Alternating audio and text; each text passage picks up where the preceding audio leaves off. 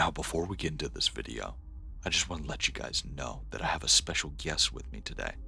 I'm pretty sure you're all gonna like her, so make sure to check her out after the video. Now let's begin.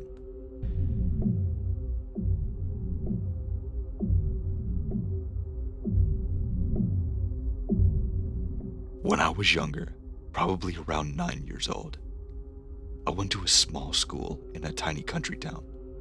This town has a history of death and sadness, as it was a major site for the yellow fever deaths, as well as lynchings and the KKK. Needless to say, there were many stories passed around about how this building or that building was haunted. While I lived in this town, my family had a number of weird things happen to them almost everywhere that we went. So essentially, this is a very true story. As a small child, I truly believed the existence of the paranormal phenomenon, and my school seemed to be the perfect setting for numerous stories. One day in particular, while we were in PE and all of our classmates were playing kickball, a group of friends and I were sitting up in the bleachers, swapping theories about what could have happened in this particular gymnasium. Mind you, this gym was very old. The lights were dim, the windows and the paint all over it, cracking, stained. Everything seemed like it was basically broken, and the school didn't have any money to replace it. The area where we were sitting was particularly dim and was definitely perfect for our stories. While I took my turn, one of my friends noticed that one part of the bleachers were slightly different than the rest. These bleachers weren't the typical type that you would see at the schools. Rather than being made out of metal and plastic, these were made out of wood, and they looked solid. What my friend noticed was that the section of these bleachers were hinged, but they had been nailed shut. He called us over there, and we inspected it. We quickly decided that we needed to see what we could do to see what was hidden in there. Fueled by all of our theories of murder and secrets, we started trying to pry this thing open, which proved that it was easier since the nails and the wood were old as dirt. Lucky for us, the gym was very loud and the teachers were preoccupied with a student who had gotten hit in the head with one of the balls, and they were wailing about how much it hurt. We peered down into this darkness, which was about 10 feet down, and we were allowed only a small square of light, let in by these dim bulbs, and what we saw chilled us to the bone. It looked like a small body, wrapped in tarps and covered with roof shingles. We immediately ran to the gym teacher to get his help, but he didn't believe us. He knew that we were always telling scary stories, and we're always scaring ourselves. He disregarded it as a childhood imagination. He convinced us that we were just paranoid and that we should just go and forget about it. So we did. We were pretty naive kids, so we felt it was wise to just believe the adults. Toward the end of the same year, when we were taking our TAKS tests, my teacher told us that in between each section, we could get up, stretch, take a walk around the building, get some water, etc., and then we would come back and finish our test. To go around this building, we had to walk through the gym. Now, when I was younger, I was a major overachiever and finished the first section of the test before everyone else. I was excited to go walk because I hated the test and liked to go out and explore my school. As I walked into the gym, toward the water fountain, I heard someone whisper really close to my ear, "Over here." I was startled and looked everywhere, but I didn't see anyone. Who could have said anything? There was no one. I turned to continue my walk, and I saw something in the corner of my eye. It looked like a small girl with long blonde hair up in the bleachers. I quickly turned to look at the spot, but nothing was there. I started feeling myself hyperventilating, but having been an avid watcher of these scary films, even that young, I knew I shouldn't stay there. Luckily, at that moment, one of my classmates walked into the gym, also on his walk. I decided that maybe it was him whispering, trying to scare me, as it was easier to believe than allowing myself to be scared. I haven't been back to that school in over 15 years, so I still don't know if that thing is still at the bottom of the bleachers.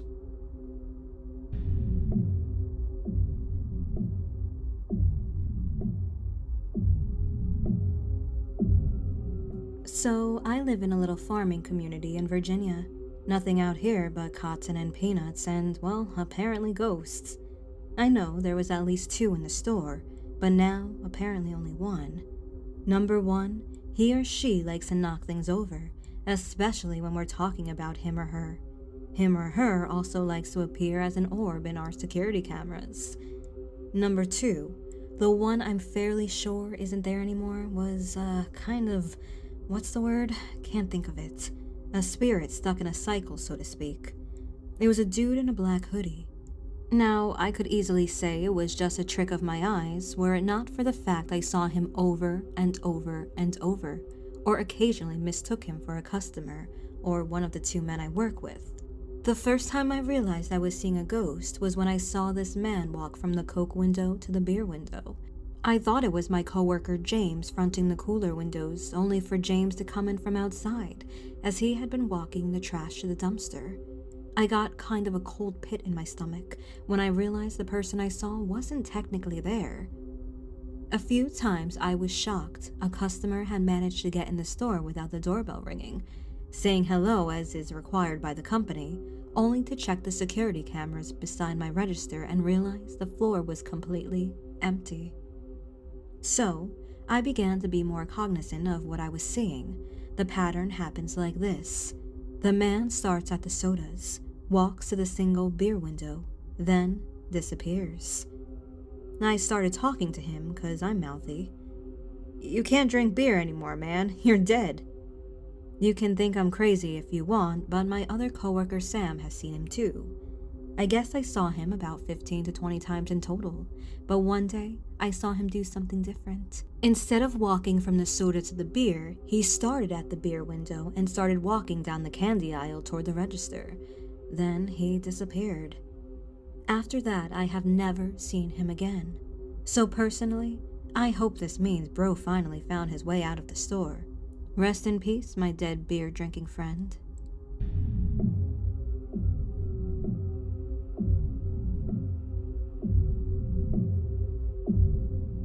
When I was about 5, I'm 13 now. My family lived in a house that was built over 100 years ago. I only ever saw one strange thing in the house. I was in my bed. I had a bunk bed at the time. And as usual, my parents were downstairs, and the landing light was on. My bedroom light was off. I remember it was quite late. I was just about to drift off when I heard the landing light click off. I opened my eyes to see that the light was off. It wasn't just my imagination. I was confused because I could still hear both of my parents talking downstairs, and the only time that it goes off is when they flip it off. Then something caught my eye. By the door of my dark bedroom, I saw a lady wearing a posh dress, or rather, a shadow of a posh lady wearing a dress. Just the shadow. In my young age, I assumed that the shadow was my mother. "Mom," I said quietly. The shadow advanced towards me. "Mom," a bit louder. It was then I could tell this was not my mother. I screamed, causing my parents to run upstairs. They entered my room and turned the light on, and the shadow disappeared. I'm not lying. I know what I saw. And that was the only time that I saw it. Another thing to note is that this house had a basement that got sealed before we moved in. I have more questions than answers, but I'm sure that something happened in that basement back when it was built. And that shadow had something to do with it.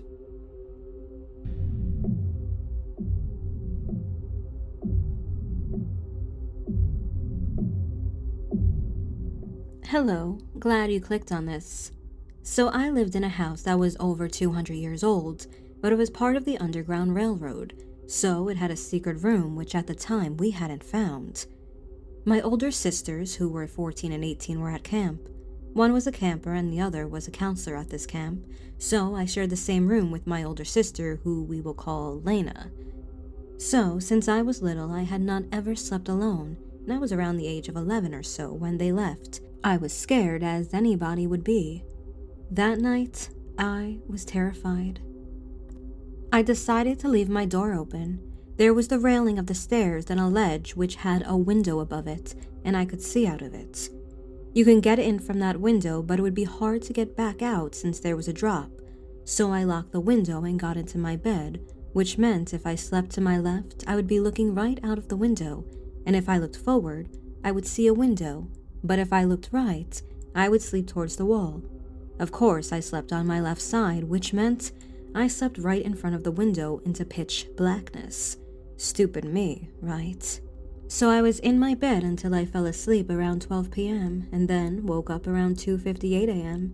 I felt like someone was watching me. I kept my eyes closed, but then I couldn't resist but open them, only to see a man with bloodshot eyes looking at me through the window. He couldn't move. I was so scared my mouth hung open like a fish out of water. He then looked closer, I guess to see if I was awake, and once he did, his smile grew bigger. I almost peed my pants that night. I squeezed my eyes shut. I couldn't move. I heard some noises, but I never fell back asleep that night. The next morning came. I was alive. Trust me, I checked. I wanted to tell my mom, but then I knew she would say it was probably just a nightmare from all those horror movies. I then walked over to the window. It had handprints and the locks were unlocked. I locked them last night. I never slept alone since. If you were wondering if it was sleep paralysis, it wasn't. I could move, I just didn't want to. Thanks for reading. Please comment, I love reading them.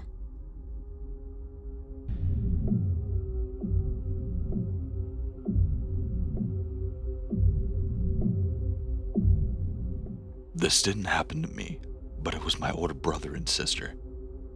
My brother and sister were at my grandma's house and were in a circle doing some ritual.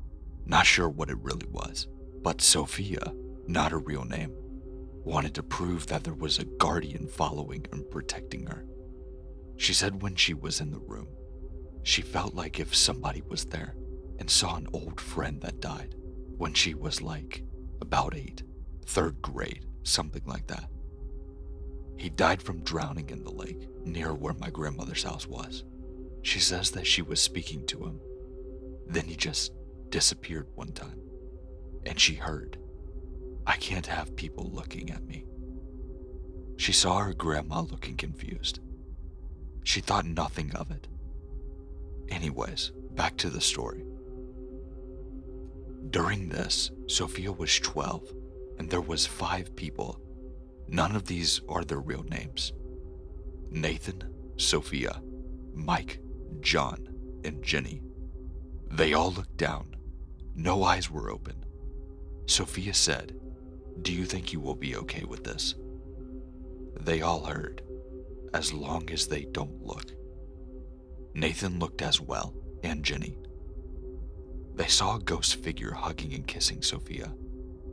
They were in shock, but they felt like throwing up after. They all got out of the room. Sophia was still in the room. However, she was talking to the figure.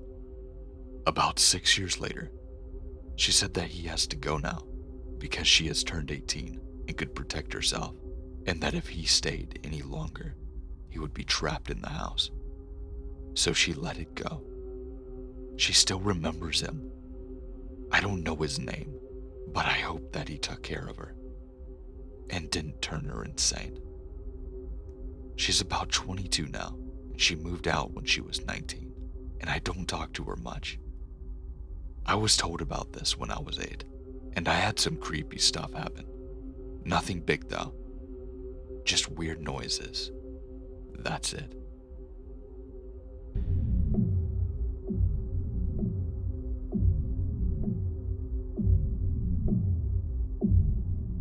Now, if you made it to the end of this video, I need you to do me a huge favor. Make sure to go check out DanieDreadful, and make sure to let her know that she did a good job. Because trust me, those were damn good. I will say I've known her for a while now, and it's really nice being able to finally work with her. So a massive shout out to her, and a very big thank you. I couldn't have done it without her. Make sure to check out the links in the description. It'll have her YouTube channel there, along with all of my social medias like my Twitter, Instagram, everything like that. If you did enjoy this video and you would like to see more, make sure to like, comment, and if you're new to this channel, make sure to subscribe. We're doing nothing but growing. I've got a lot of content and a lot more coming, I promise. I've been sick the last few days, so that's why this video has come out so late. I should be getting back to my regular schedule now though. But with that being said, stay safe, stay scary, and I'll see you in the next one. But for real guys, make sure to go check out Danie. She's a fucking sweetheart.